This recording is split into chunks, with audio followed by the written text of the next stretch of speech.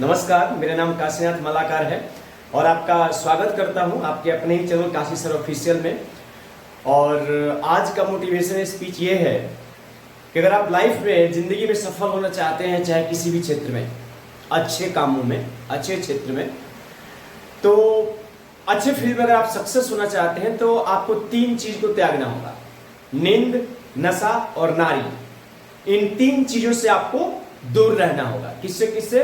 नींद, नशा और नारी। वैसे नींद लेना तो जरूरी है, 6 से 8 घंटा में जरूरी है नींद लेना, लेकिन अगर इन तीनों में से किसी के साथ अगर आपकी संगति हो गई तो आप सफल होने में, आपको सफलता प्राप्त करने में काफी मुश्किलों का सामना करना पड़ेगा।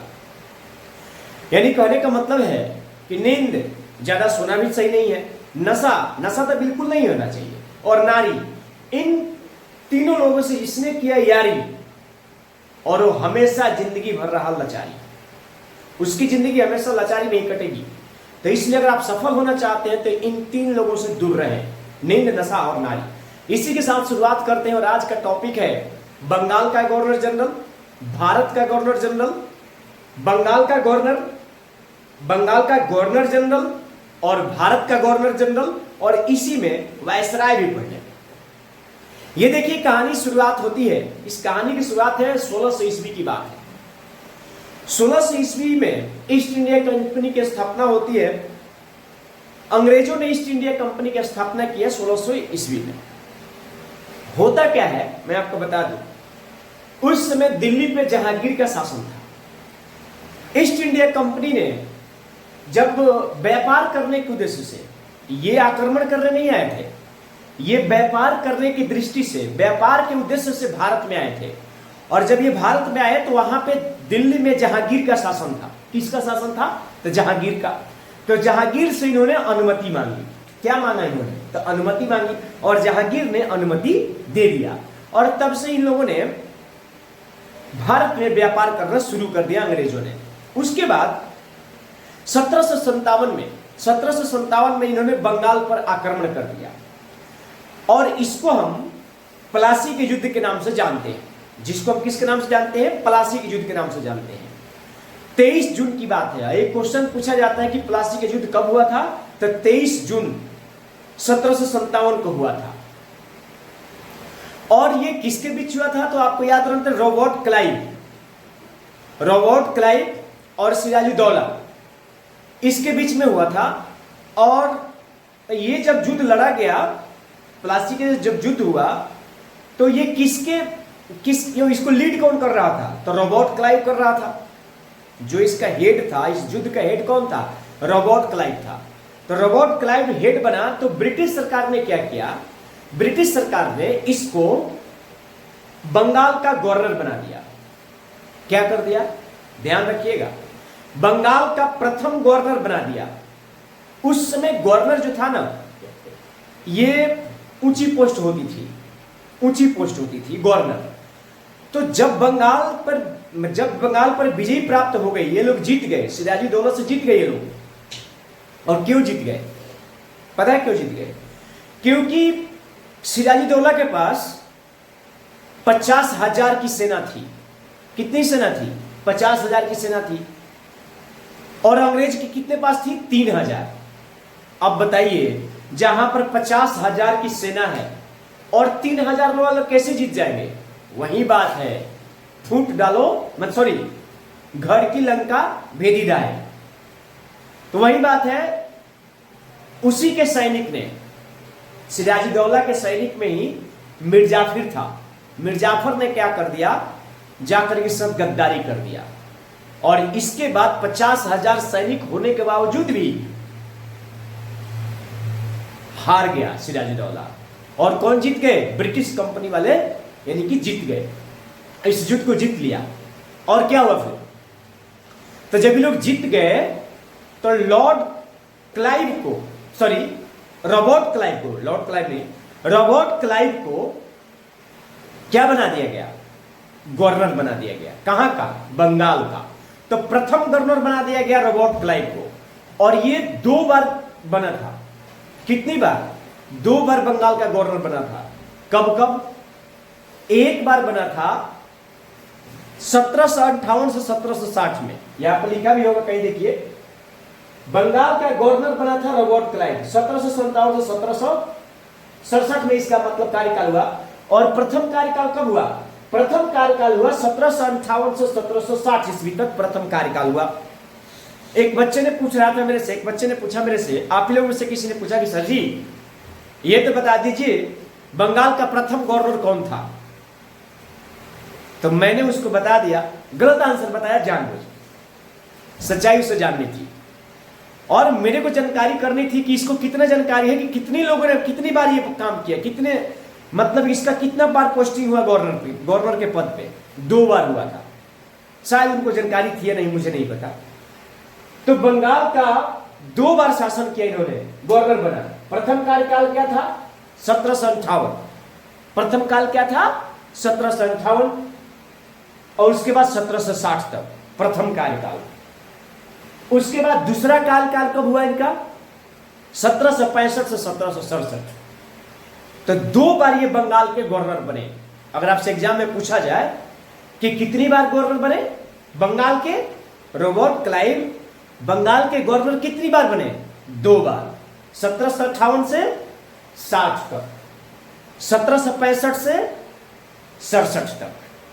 आई बात समझ में? तो ये कितनी बार बने? 2 बार बने। इसके बाद हम क्या करेंगे, पहले हम आपको बता दें कि बंगाल का गवर्नर कब बना, जब बंगाल का गवर्नर बना उसके बाद क्या हुआ, बंगाल का गवर्नर जनरल कब बना, उसके भारत का गवर्नर जनरल कब बने, फिर वायसराय कब बनाया गया, वायसराय की पदवी कब शुरू हुई, फिर गवर्नर जनरल कब बने।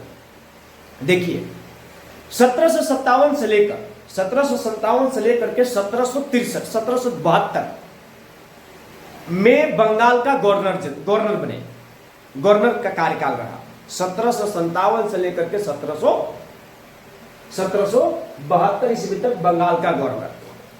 फिर रेगुलेटिंग एक्ट आता है, तो रेगुलेटिंग एक्ट आया, रेगुलेटिंग एक्ट आने के बाद 1773 में रेगुलेटिंग एक्ट आता है। तो इसके बाद जो गवर्नर की पदवी थी ना, बंगाल का जो गवर्नर की पदवी थी उसको चेंज करके बंगाल का गवर्नर जनरल बना दिया गया, उसको चेंज कर दिया गया, बंगाल का गवर्नर जनरल बोला जाएगा। अब जो भी बनेगा रेगुलेटिंग एक्ट के बाद, किसके बाद?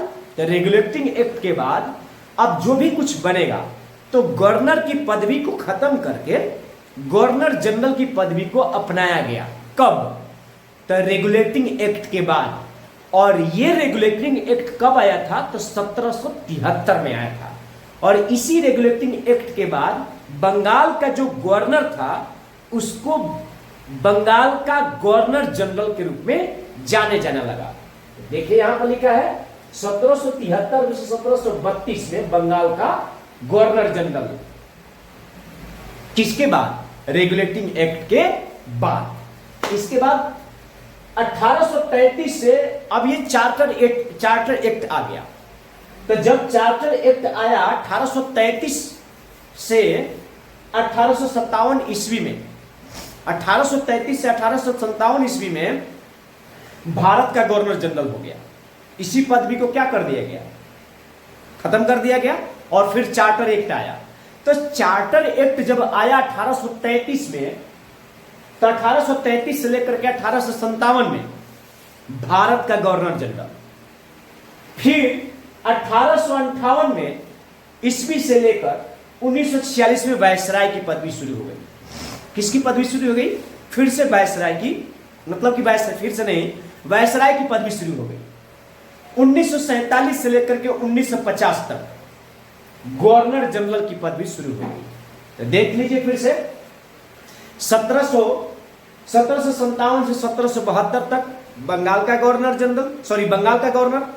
1773 से लेकर के 1732 बंगाल का गवर्नर जनरल।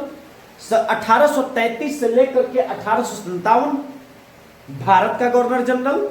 और 1858 से लेकर के 1946 वायसराय की पदवी शुरू हो गई। और 1947 से 1950 तक गवर्नर जनरल की पदवी की शुरुआत की गई। तो ये तो मैंने आपको बता ही दिया कि बंगाल का प्रथम इस प्रकार से, तो बंगाल का प्रथम गवर्नर जनरल कौन, सॉरी बंगाल का प्रथम गवर्नर कौन, रॉबर्ट क्लाइव बना, ये तो आपको बता ही चुका हूं। तो अब इसके बारे में हम एक एक चीज बात कर लेते हैं। तो रॉबर्ट क्लाइव क्या लाया, माफ कीजिएगा थोड़ी सी तबीयत डाउन हो गई थी, इसकी वजह से वीडियो थोड़ा सा लेट हो गया। काफ़ी दिन से होम टाउन भी चला गया था और तबीयत इसी में डाउन हो गई थी, तो उसके लिए माफ़ी चाहता हूँ, आप वीडियो लेट मिल रहा है आपको। तो देखिए हम बात करते हैं प्रथम गवर्नर की। तो बंगाल का जो प्रथम गवर्नर था रॉबर्ट क्लाइव था। तो रॉबर्ट क्लाइव क्या किया कि डायरकी सिस्टम लाया। अब डायरकी सिस्टम क्या होता है, देखिए डायरकी सिस्टम लागू किया। अब डायरकी सिस्टम का मतलब होता है कि एक ही जगह पे या एक ही राज्य में, एक ही देश में दो लोगों के हाथ में शासन होगा, दो लोगों के हाथ में शासन होगा। जैसे मैं उदाहरण देता हूं आपको, हमारा देश जैसे कि भारत, ये बहुत अच्छा उदाहरण है इसका। भारत जैसे केंद्र सरकार और राज्य सरकार, ये इनका ना बहुत अच्छा उदाहरण है। कैसे, जैसे कि पोस्ट ऑफिस, रेल, और रेल हो गया, इसके बाद आपका पेट्रोलियम, ये सब भारत सरकार के पास है। लेकिन इसकी बात कर रहा हूं आपके, बिजली हो गया, है ना, बिजली हो गया, यातायात की सुविधा, ये सब जितनी सारी सुविधाएं हैं राज्य सरकार, यानी कि एक ही स्थान पे दो लोगों के, एक ही स्थान पे शासन जो है दो लोगों के हाथ में जब हो, उसको डायरकी सिस्टम बोलते हैं, द्वैध शासन की प्रणाली बोला जाता है। नहीं है समझ, सुन लीजिए ठेठ बात, देहाती भाषा में सुन लो। अरे भाई,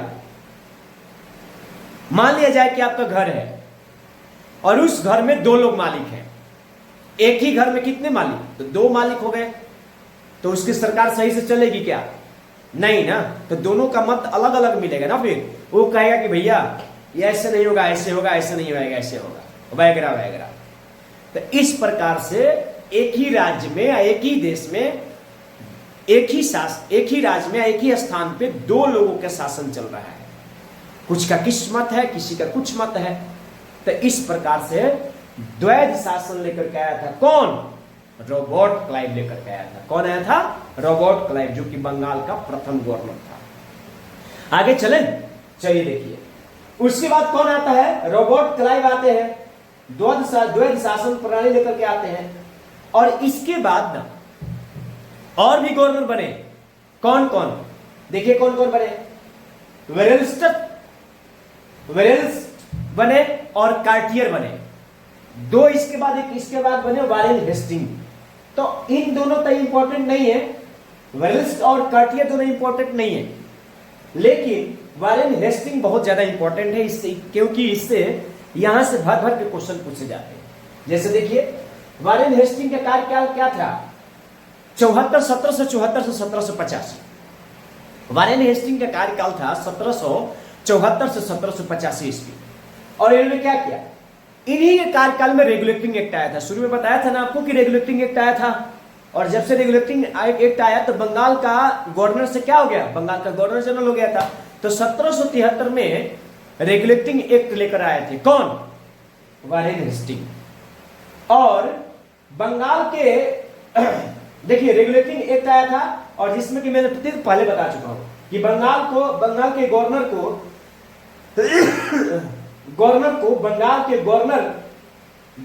गवर्नर के नाम से जाना जाने लगा था। अब यहां से क्वेश्चन बनता है कि बंगाल का अंतिम गवर्नर कौन था, और पहला गवर्नर जनरल कौन था।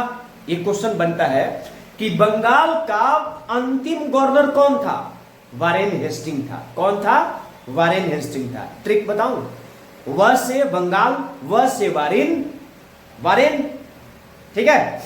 तो वारेन हेस्टिंग जो था बंगाल का अंतिम गवर्नर था, और वारेन हेस्टिंग ही बंगाल का प्रथम गवर्नर जनरल बना। यहां पर लिखा भी है, देखिए कि बंगाल का आखिरी गवर्नर एवं बंगाल का प्रथम गवर्नर जनरल कौन बना, वारेन हेस्टिंग बना। कौन बना, वारेन हेस्टिंग बना। इसके बाद इसी के कार्यकाल में प्रथम द बंगाल गजट समाचार पत्र इसी के कार्यकाल में आया। द बंगाल भारत का पहला समाचार पत्र द बंगाल गजट इसी के कार्यकाल में आया। एशियाटिक सोसाइटी ऑफ बंगाल की स्थापना इसी के कार्यकाल में हुआ। एशियाटिक सोसाइटी ऑफ बंगाल की स्थापना इसी कार्यकाल के में हुआ और इसी कार्यकाल में पिट्स इंडिया आया था। पिट्स इंडिया एक्ट आया था कब? 1784 में। तो 1784 में इसी के कार्यकाल में क्या क्या आया था? ब्रिटिश संसद ने पिट्स इंडिया एक्ट पास किया था। और ये पिट्स इंडिया एक्ट क्यों पास किया गया था? क्योंकि रेगुलेटिंग एक्ट जो पास किया गया था इसकी कमजोरियों को देखभाल करने के लिए, उसको दूर करने के लिए पिट्स इंडिया एक्ट लाया गया था, जो कि वारेन हेस्टिंग को पसंद नहीं था और ये वहां से रिजाइन देकर के चले गए। चलिए, उसके बाद क्या हुआ? 1784 में ब्रिटिश संसद ने पिट्स इंडिया एक्ट पास किया। इसके बाद तीसरे नंबर पे आते हैं लॉर्ड कॉर्नवालिस। लॉर्ड कॉर्नवालिस आते हैं। इनका कार्य होता है 1773 से 1793 ईस्वी में।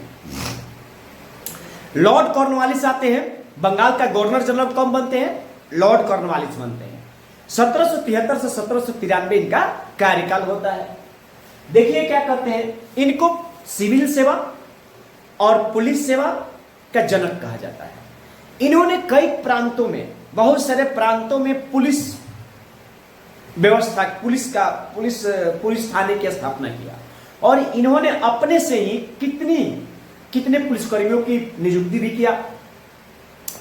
इसके बाद और इन्होंने क्या किया, देखिए यहां पर लिखा भी हो, सिविल सेवा एवं पुलिस सेवा का जनक कहा गया इनको। प्रत्येक जिला में पुलिस थाने की स्थापना किया गया और 1793 में बंगाल, बिहार और उड़ीसा में भूमि कर लागू किया गया। 1793 में बंगाल, बिहार, उड़ीसा में भूमि कर लागू किया गया। क्या कर दिया गया? जिसमें कि जमींदारों का भू राजस्व का 90% हिस्सा जो है कंपनी को देना पड़ता था। कितना परसेंट? 90%। 1793 में लॉर्ड कॉर्नवालिस ने भूमि कर लेकर के आए। क्या लेकर के आए? भूमि कर लेकर के आए और जिसमें कि जमींदारों को, किसको? तो जमींदारों को 90% हिस्सा जो है कंपनी को देना पड़ता था। भू राजस्व का किसका 90%? ये भी तो बताओ। तो भू राजस्व का 90% हिस्सा जो होता है कंपनी को देना पड़ता था और जो 10% बच गया वो अपने लिए रखना पड़ता था। ये भी हो गया। इसके बाद इन्होंने स्थायी बंदोबस्त शुरू किया। इसमें लिखा भी है जमींदारों को भू राजस्व कंपनी को देना पड़ता था, अपने पास 10% रखना पड़ता था। अच्छा, इन्होंने अस्थायी बंदोबस्त लागू किया। इन्होंने क्या किया? अस्थायी बंदोबस्त लागू किया। और अस्थायी बंदोबस्त कौन लेकर के आया था? सर जॉन शोर ने लाया था। अस्थायी बंदोबस्त कौन लेकर आया था? यह किसने बनाया था? तो सर जॉन शोर ने बनाया था। इतनी बात समझ में आ गई? दोबारा इसे समझ लो। लॉर्ड कॉर्नवालिस को सिविल सेवा का जनक कहा गया। और ये सिविल सेवा क्या है पता है? उस समय लोग कैसे बन जाते थे? उस समय अगर किसी को कलेक्टर बनना होता था या किसी उच्च पोस्ट पर जाना होता था तो वहां के कानून जो था ना, वो कानून नहीं डिसाइड कर देता था बिना परीक्षा लिए हुए कि ठीक है भाई, हम आपको डीएम बना रहे, एसपी बना रहे, जो भी बना रहे, डीएसपी बना रहे, वो कानून डिसाइड कर देता था। लेकिन ये तो कॉर्नवालिस लेकर के आए सिविल सेवा, इसलिए तो सिविल सेवा का जनक इनको कहा जाता है। और प्रतियोगी परीक्षा का शुरुआत सिविल सेवा में, प्रतियोगी परीक्षा की शुरुआत किसने किया था? लॉर्ड डलहौजी ने किया था। किसने किया था? लॉर्ड डलहौजी ने किया था। क्वेश्चन पूछा जाता है कि सिविल सेवा में प्रतियोगिता परीक्षा की शुरुआत किसने किया? लॉर्ड डलहौजी ने किया था। किसने किया था? लॉर्ड डलहौजी ने। तो लॉर्ड कॉर्नवालिस को सिविल सेवा का जनक, पुलिस सेवा का जनक, अस्थायी बंदोबस्त और इसके बाद ये भूमि कर लेकर के आए, जिसमें कि भू राजस्व का 90% हिस्सा किसको देना पड़ता था? कंपनी को देना पड़ता, 10% अपने पास रखना होता था। क्लियर? आगे चले, चलिए देखिए। इसके बाद लॉर्ड कॉर्नवालिस ने श्रीरंगपट्टनम की संधि किया। थोड़ी सी तबीयत खराब है मेरी। तो कॉर्नवालिस ने क्या किया था कि रंगपट्टनम की संधि किया था। और ये रंगपट्टनम क्या है कि ये जगह का नाम है। और ये कहां पर पड़ता है? तो मैसूर के कावेरी नदी है, मैसूर से 9 किलोमीटर दूर। मैसूर से 9 किलोमीटर दूर कावेरी नदी के तट पे एक टापू है, उसी पे ये श्रीरंगपट्टनम पड़ता है, जगह का नाम है। तो कॉर्नवालिस ने क्या किया कि अपने सैनिकों से इसको घेराबंदी करवा दिया। और उस समय जो श्रीरंगपट्टनम की जो जगह है उस पर राज जो करता था हैदर अली, और उसका बेटा टीपू सुल्तान करता था। तो ये क्या किया लॉर्ड कॉर्नवालिस ने उसको चारों तरफ से अपने सैनिकों से घेरवा दिया। तो 1792 में जब घेराबंदी हुई, यहां पर लिखा भी होगा देखिए कहीं, इसका घेराबंदी कब हुआ? 1792 में। और इसी घेराबंदी को श्रीरंगपट्टनम की संधि के नाम से जाना गया। आया समझ में? दोबारा सुन लो। तो श्रीरंगपट्टनम की संधि क्या है कि ये एक जगह का नाम है। सबसे पहले तो याद रखो कि ये जगह का नाम है। और ये कहां पड़ता है? तो कावेरी नदी, मैसूर से 9 किलोमीटर दूर कावेरी नदी के तट पे टापू एक जगह है, वहीं पर पड़ता है। और उस समय इस पे कौन राज करता था? हैदर अली और उसके बेटा टीपू सुल्तान कर रहे थे। तो लॉर्ड कॉर्नवालिस ने अपने सैनिकों से इसको घेरवा दिया, किलाबंदी करवा दिया। और किलाबंदी कराने के बाद में जब ये किलाबंदी हो गया 1792 में, और इसी को हम रंगपट्टनम की संधि के नाम से जानते हैं। क्लियर? It's clear. जब तक क्लियर ना हो तब तक आप लोग मुझे आगे मत बढ़ने दो। एक बार नहीं, हजारों बार पूछो। हम बताने के लिए कभी घबराएंगे नहीं, इरिटेट नहीं होते हैं। हमेशा पूछो, खुल के पूछो। 24 घंटा बच्चों के लिए फ्री रहता हूं, अवेलेबल।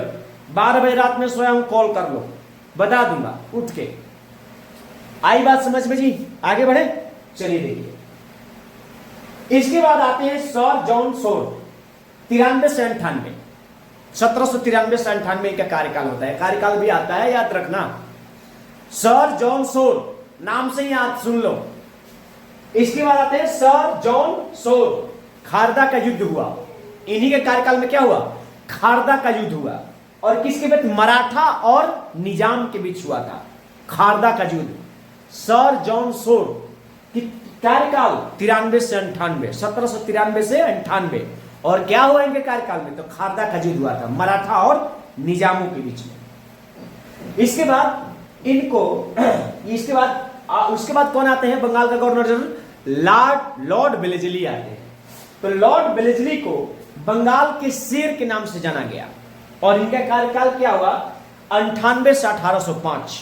तो 1798 से 1805 में इनका कार्यकाल हुआ लॉर्ड वेलेस्ली को। और यहां से क्वेश्चन जरूर पूछा जाता है, इनको बंगाल का शेर बोला जाता था। ये क्वेश्चन आएगा कि बंगाल का शेर किसको बोला जाता था? तो लॉर्ड वेलेस्ली को बोला जाता था। और इनका कार्यकाल था 1798 से 1805 इनका कार्यकाल था। और सहायक संधि की प्रणाली, इन्होंने 4 चीज किया था। क्या क्या? सहायक संधि की प्रणाली, वसीम की संधि, और चौथा एंग्लो मैसूर युद्ध, इन्हीं के कार्यकाल हुआ 1799 में। और हैदर अली तथा पुत्र टीपू सुल्तान के बीच में हुआ था। और प्रेस पर प्रतिबंध लगा दिया गया। क्या क्या हुआ? 4 कार्यकाल का कार्यकाल देखिए क्या क्या हुआ। सहायक संधि की शुरुआत हुई इनके कार्यकाल में, वसीम की संधि हुई, इसके बाद प्रेस पर प्रतिबंध लगा दिया गया, और चौथा एंग्लो मैसूर युद्ध हुआ। और किसके किसके बीच हुआ? चौथा 1799 में जो मैसूर का युद्ध हुआ था चौथा, ये इंपॉर्टेंट है और ये पूछता है जरूर कि 1799 में जो मैसूर का युद्ध हुआ था किसके बीच हुआ था? तो हैदर अली और टीपू सुल्तान, हैदर अली और टीपू सुल्तान के बीच में हुआ था चौथा मैसूर युद्ध, चौथा मैसूर एंग्लो युद्ध, चौथा एंग्लो मैसूर युद्ध। गड़बड़ हो गया कहने में मेरे से। तो चौथा एंग्लो मैसूर युद्ध हुआ था 1799 में, अंग्रेज और हैदर अली तथा उसके पुत्र टीपू सुल्तान के बीच में हुआ था। किसके काल में हुआ था, किसके बीच में हुआ था? अंग्रेज, हैदर अली तथा उसके पुत्र टीपू सुल्तान के बीच में हुआ चौथा एंग्लो मैसूर युद्ध। और उस समय कौन गवर्नर जनरल थे? Lord Wellesley. कौन थे? लॉर्ड वेलेस्ली थे। इसके बाद लॉर्ड कॉर्नवालिस की बात कर लेता हूं। इसके बाद बंगाल का गवर्नर जनरल कौन बना? लॉर्ड कॉर्नवालिस बने। तो लॉर्ड कॉर्नवालिस के 1805 ईस्वी में फिर से ये बंगाल का गवर्नर जनरल बनते हैं। लॉर्ड कॉर्नवालिस जो है 1805 में दोबारा बंगाल के गवर्नर जनरल बनते हैं, लेकिन इनकी मृत्यु हो जाती है कहां पे? यही यूपी के उत्तर प्रदेश के गाजीपुर में इनकी मृत्यु हो गई। जब ये दोबारा बंगाल का गवर्नर जनरल बने 1805 में, तो इनकी जो मृत्यु हो गई बंगाल के गाजीपुर में हो गई, सॉरी उत्तर प्रदेश के गाजीपुर में हो गई। इसके बाद यहां तक हमने समझ लिया। अब हम आगे बढ़ते हैं और देखते हैं कि लॉर्ड कॉर्नवालिस के बाद अब बंगाल के गवर्नर जनरल कौन बने। तो अब बने सर जॉर्ज वार्लो। कौन बने? शुड बी रफ कर दे। अगर आप इसे नोट डाउन करना चाहते हैं, स्क्रीनशॉट लेना चाहते हैं तो आप ले सकते हैं, जल्दी कीजिए, तब तक हम पानी वाली व्यवस्था कर लें।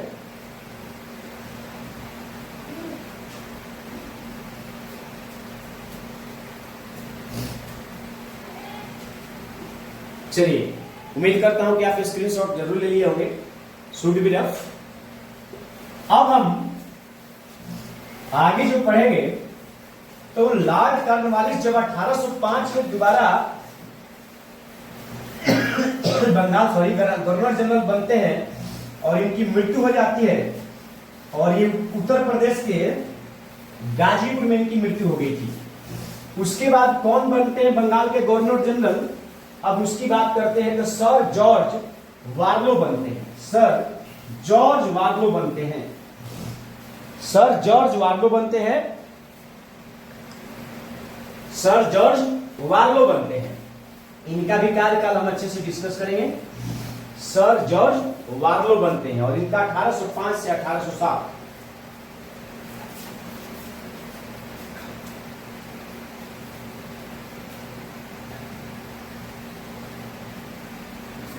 देखिए, सर जॉर्ज वार्लो हो गया काम, मुझे पता है।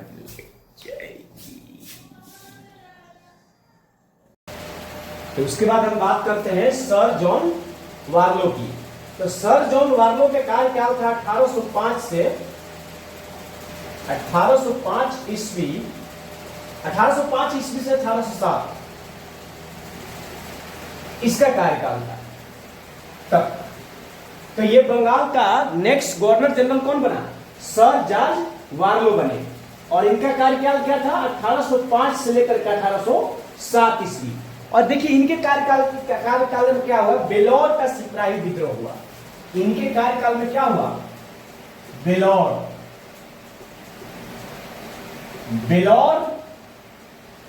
बेलौर का सिपाही विद्रोह हुआ। क्या हुआ? सिपाही विद्रोह हुआ। किसके कार्यकाल में? सर जॉर्ज वार्लो के कार्यकाल में वेलोर का सिपाही विद्रोह हुआ। उसके बाद नेक्स्ट कौन बनते हैं बंगाल का गवर्नर जनरल? नेक्स्ट बनते हैं लॉर्ड मिंटो बनते हैं। कौन बनते हैं? नेक्स्ट बनते हैं लॉर्ड मिंटो बनते हैं।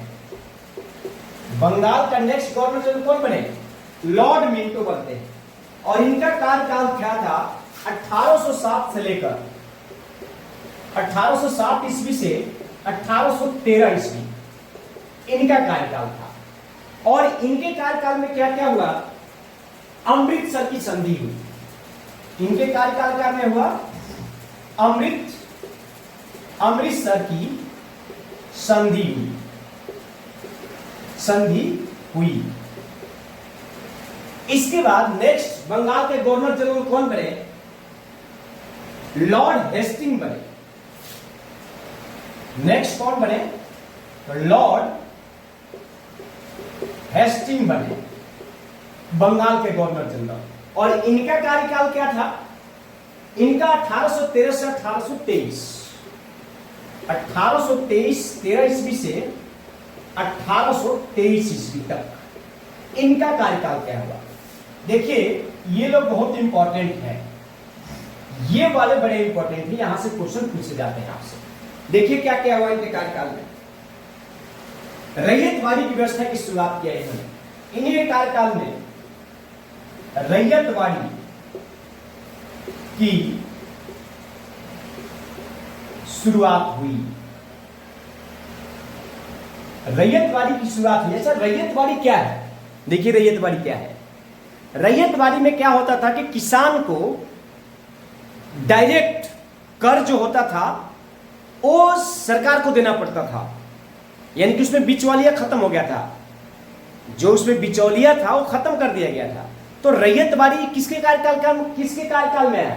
हेस्टिंग के कार्यकाल में। लॉर्ड हेस्टिंग कार्यकाल में रैयतवाड़ी आया। और रैयतवाड़ी क्या था कि किसानों को जो कर देना होता था वो डायरेक्ट कंपनी को या अंग्रेज को उसके खाते में डायरेक्ट देना होता था। जो किसान कर नहीं देते थे, टैक्स नहीं देते थे, उनकी जमीन को हड़प लिया जाता था। तो ये है आपकी रैयतवाड़ी। इसके बाद क्या हुआ? तो सबसे पहले अगर ये क्वेश्चन पूछा जाता है कि सबसे पहले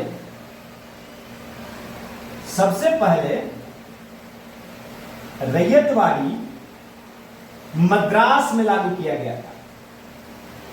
मद्रास में, और कहां पे? मद्रास में कहां पे भाई? 12 महल में। मद्रास के 12 महल में। मद्रास के 12 महल में लागू किया गया था। पूछा जाएगा क्वेश्चन आपसे,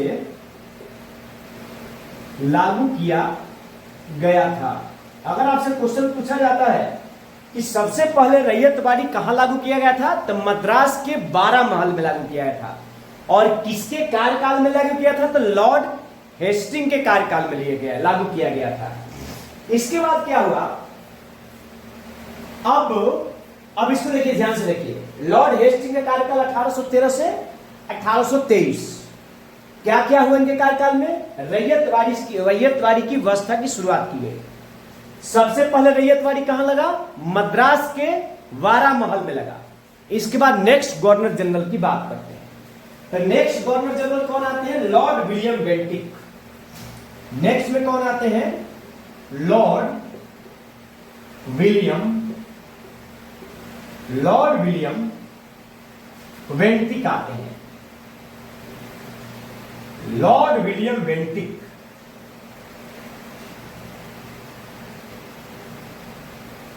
लॉर्ड विलियम बेंटिक आते हैं नेक्स्ट गवर्नर जनरल। और इनका 28 से 35, 1828 से लेकर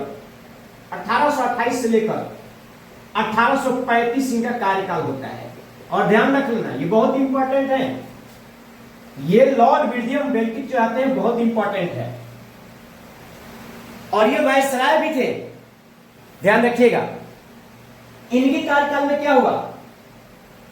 इन्हीं के कार्यकाल में 1833 में चार्टर एक्ट आया। क्या आया? 1833 में चार्टर एक्ट आया। चार्टर एक्ट आया था इन्हीं के कार्यकाल में। और क्या हुआ? तो अब बंगाल के गवर्नर जनरल के स्थान पे बंगाल के गवर्नर जनरल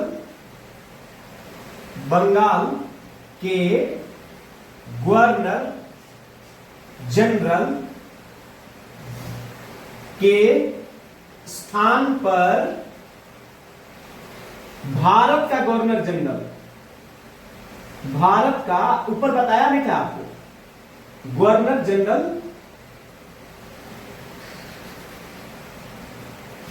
भारत का गवर्नर जनरल के नाम से जाने जाना लगा, जाने लगा, यानी कि जाना लगा, ये मतलब कि भारत का गवर्नर जनरल के नाम से जाने लगा। तो इसके बाद क्या हुआ, बंगाल का गवर्नर जनरल, बंगाल के जो गवर्नर जनरल का जो पोस्ट था 1833, ये सबसे पहले आपको शुरू में बताया था कि 1833 का चार्टर एक्ट जब आया तो बंगाल के गवर्नर जनरल के स्थान पे भारत के गवर्नर जनरल के नाम से जाने जाना लगा। ठीक है जी। इसके बाद क्या हुआ, इसके बाद भारत का प्रथम गवर्नर जनरल, इस प्रकार से भारत का प्रथम गवर्नर जनरल पूछा जाएगा तब, इस प्रकार से भारत का प्रथम गवर्नर जनरल, भारत का पूछा जाएगा प्रथम, भारत का प्रथम गवर्नर जनरल कौन बना, कौन बना, लॉर्ड विलियम बेंटिक बने। कौन बने, लॉर्ड विलियम बेंटिक। कौन बने, लॉर्ड विलियम बेंटिक बने। और अब यहीं से क्वेश्चन आप तो खुद ही अंदाजा लगा सकते हो कि जब ये भारत के प्रथम गवर्नर जनरल बने, तो भारत के प्रथम गवर्नर जनरल बने, तो बंगाल के अंतिम गवर्नर जनरल कौन बने, लॉर्ड विलियम बेंटिक। यही तो बनेंगे। अरे भाई, जब चार्टर एक्ट आ गया 1833 में और यहीं से बंगाल का गवर्नर जनरल की उपाधि को, पोस्ट को खत्म कर दिया गया, पोस्ट को खत्म कर दिया गया ना, इसका मतलब क्या हुआ, तो बंगाल के लास्ट यानी कि अंतिम गवर्नर जनरल कौन कहलाएंगे, लॉर्ड विलियम बेंटिक कहलाएंगे। और भारत सॉरी, और भारत के प्रथम गवर्नर जनरल कौन कहलाएंगे, लॉर्ड विलियम बेंटिक को कहा गया। याद रहेगी बात ये सब, फिर से सुन लीजिए। 1833 में चार्टर एक्ट आता है जिसके तहत से बंगाल के गवर्नर जनरल की पदवी को खत्म करके भारत के गवर्नर जनरल की पदवी की शुरुआत की जाती है। डन। इस प्रकार से भारत के अंतिम, बंगाल के अंतिम गवर्नर जनरल कौन, लॉर्ड विलियम बेंटिक। और भारत के प्रथम गवर्नर जनरल कौन, ध्यान रखिएगा शब्द पे, भारत के प्रथम governor general Lord William Bentinck. Clear, चले आगे। डन। समझ में आ रही कि नहीं, इतनी तो बता दो आप लोग, समझ में। डन, डन डनाटन। चले नेक्स्ट। इसके बाद क्या हुआ, इन्होंने और क्या क्या किया देखिए। अब ये क्या किए कि राजा राम मोहन राय से मिलकर इन्होंने बहुत अच्छे अच्छे काम किए। लॉर्ड विलियम बेंटिक ने राजा राम मोहन राय से मिलकर सती प्रथा का अंत कर दिया। शुड बी रफ, स्क्रीनशॉट लीजिए। इसके बाद क्या किया इन्होंने कि राजा राम मोहन राय के साथ मिलके, किसके साथ, याद रखना, राजा राम मोहन राय के साथ, किसके साथ, तो इन्होंने मिलके राजा राम मोहन राय के साथ मिलकर सती प्रथा का अंत किया। सती प्रथा का अंत किया। किसका किया, सती प्रथा का अंत कर दिया। अच्छे अच्छे काम किया इन्होंने, जब इनका कार्यकाल आया ना तो इन्होंने अच्छे अच्छे काम किया इन्होंने। सॉरी, सती प्रथा पर रोक लगा दिया। इसके बाद क्या हुआ, 1835 में दूसरा पॉइंट क्या था, तो 1835 में 35 ईस्वी में इन्होंने कोलकाता में, उस समय कलकत्ता बोला जाता था, तो कलकत्ता कलकत्ता में मेडिकल कॉलेज, किस कॉलेज की? मेडिकल कॉलेज की स्थापना किया, कॉलेज की स्थापना किया। लॉर्ड विलियम बेंटिक ने कब? तो 1835 में। कब? तो 1835 में। और इन्होंने ही, किसने? इन्होंने, लॉर्ड विलियम बेंटिक ने अंग्रेजी को, किसको? बहुत अच्छा पॉइंट है, ध्यान रखेंगे आप। अंग्रेजी को भारत में उच्च शिक्षा का दर्जा दिलाया, इन्हीं के कार्यकाल में।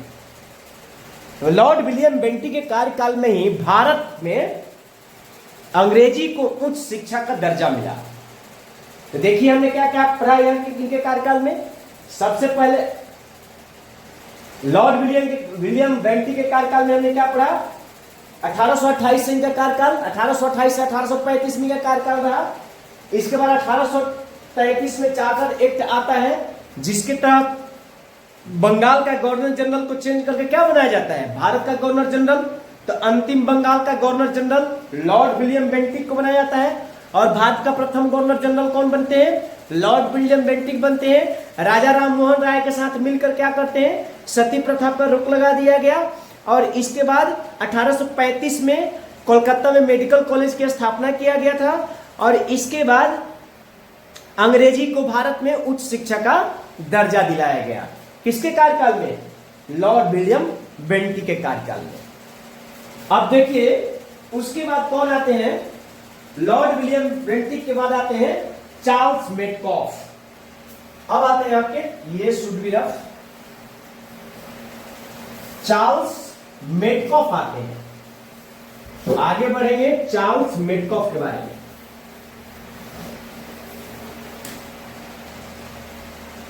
चार्ल्स मेटकॉफ,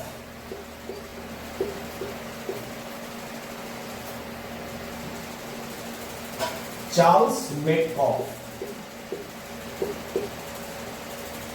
तो चार्ल्स मेटकॉफ अगले गवर्नर जनरल बनते हैं और इनका कार्यकाल होता है 1835 से 1836। 1835 से 1836 इनका कार्यकाल होता है। चार्ल्स मेटकॉफ के कार्यकाल होता है 1835 से 1836। उसके बाद आते हैं, क्या उतना कार्यकाल इंपॉर्टेंट नहीं है, हम नेक्स्ट वीडियो में ये वाइज मतलब मैं प्रीवियस वीडियो में इनका भी कार्यकाल मैंने बता दिया है। अगर आपको ज्यादा इंपॉर्टेंट देखना है तो आप उस प्रीवियस वीडियो में जाइए और वहां पर आप देख सकते हैं मेटकॉफ के बारे में। तो इसके बाद कौन बनते हैं गवर्नर जनरल? ऑकलैंड बनते हैं। ऑकलैंड बनते हैं, ऑकलैंड बनते हैं। और इनका कार्य क्या होता है? इनका होता है 1836 से 1842। 1836 ईस्वी से 1842 इनका कार्यकाल होता है। और देखिए ये इंपॉर्टेंट है, ऑकलैंड इंपॉर्टेंट है क्योंकि जो आप शेर शाह सूरी का जो जीटी रोड वाला नाम सुनते हैं ना, जो शेर शाह सूरी के नाम पे रखा गया था, तो उसका नाम चेंज करके जीटी रोड रखा था। किसने? ऑकलैंड में रखा था। तो 1836 से 1842 ईस्वी का कार्यकाल होता है। इसके बाद नेक्स्ट कौन बनते हैं? एलनबरो बनते हैं। कौन बनते हैं? एलनबरो। और एलनबरो का कार्यकाल क्या होता है? सॉरी, एलनबरो का काल होता है 1842 से 1844। 1842 ईस्वी से 1844 इनका कार्यकाल होता है। इन्हीं के कार्यकाल में क्या होता है? देखिए इनके कार्यकाल में होता है रविवार की छुट्टी।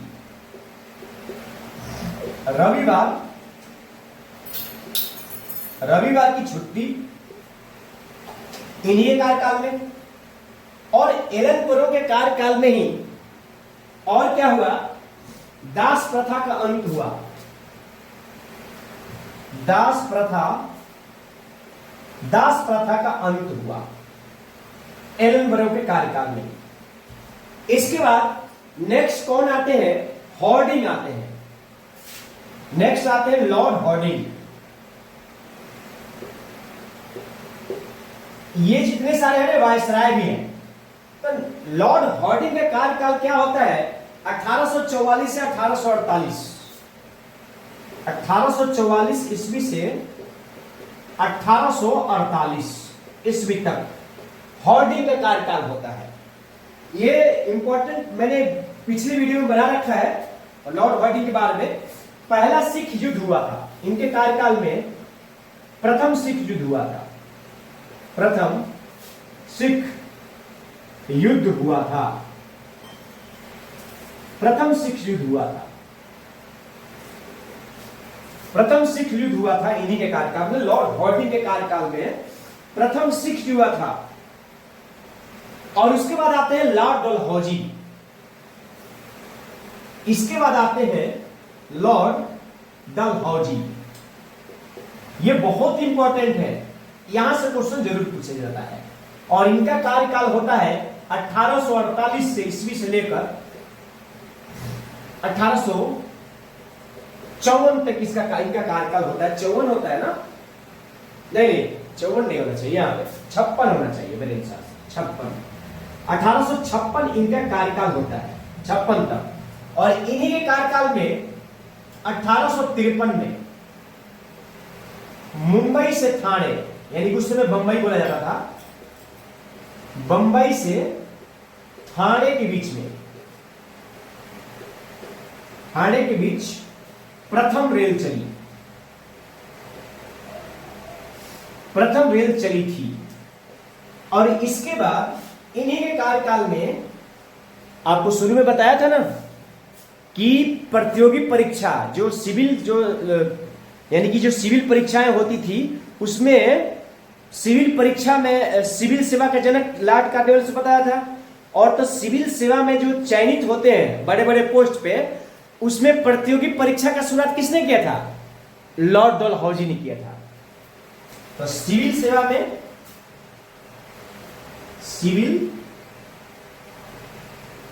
में प्रतियोगी परीक्षा की शुरुआत किया गया इन्हीं के कार्यकाल में। इसके बाद इनके कार्यकाल में और क्या किया गया? संचार प्रणाली का विकास हुआ। लॉर्ड डलहौजी के कार्यकाल में क्या हुआ? संचार प्रणाली, यहां पर नीचे थोड़ा सा लिख देता हूं, संचार प्रणाली की शुरुआत हुई। और ये कहां कहां पे हुई थी? आगरा और कोलकाता में हुई थी शायद। आगरा और कोलकाता, बिल्कुल सही, आगरा और कोलकाता। संचार प्रणाली की शुरुआत हुई थी पहली बार किसके कार्यकाल में? लॉर्ड डलहौजी के कार्यकाल में संचार प्रणाली की शुरुआत हुई थी। 1854 में इन्हीं के कार्यकाल में 1854 में डाकघर अधिनियम आया था। डाकघर अधिनियम आया था।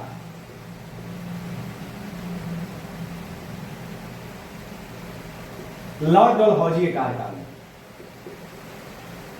और तो देखा आपने लॉर्ड डलहौजी के कार्यकाल में क्या क्या हुआ, एक बार आपको मैं दोबारा बता देता हूं। तो लॉर्ड डलहौजी के कार्यकाल में क्या हुआ, इनका सबसे पहले कार्यकाल क्या था? 1848 से 1856। तो देखिए इन्होंने क्या किया। एक तो ये हड़प नीति लेकर के भी आए थे, डॉक्ट्राइन ऑफ लैप्स जिसको बोलते हैं। तो हड़प नीति लेकर के आए थे ये। उसमें क्या करते थे कि ये क्या करते थे कि अगर किसी राज्य का राजा, किसी राज्य के राजा के अपना पुत्र नहीं है और किसी पुत्र को गोद ले रखा है, तो उसको ये उत्तराधिकारी नहीं मानते थे। जब वो मर जाता था तो उस राज्य को अपने में मिला लेते थे, हड़प लेते थे।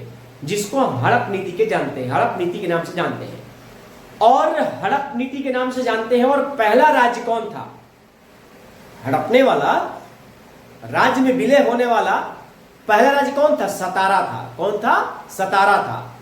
उसके बाद झांसी, जयपुर, है ना, और भी राज्य थे। इसके बाद तो लॉर्ड डलहौजी ने क्या किया? हड़प नीति के अपनाया। और इसके कार्यकाल में है, लॉर्ड डलहौजी के कार्यकाल में ही सिविल सेवा में प्रतियोगी परीक्षा की शुरुआत की गई थी। और इसी के कार्यकाल में 1853 में मुंबई से थाने के बीच में ट्रेन चली थी। और इसी के कार्यकाल में 1854 में डाकघर अधिनियम आया था। क्या आया था? डाकघर अधिनियम आया था। और क्या आया था?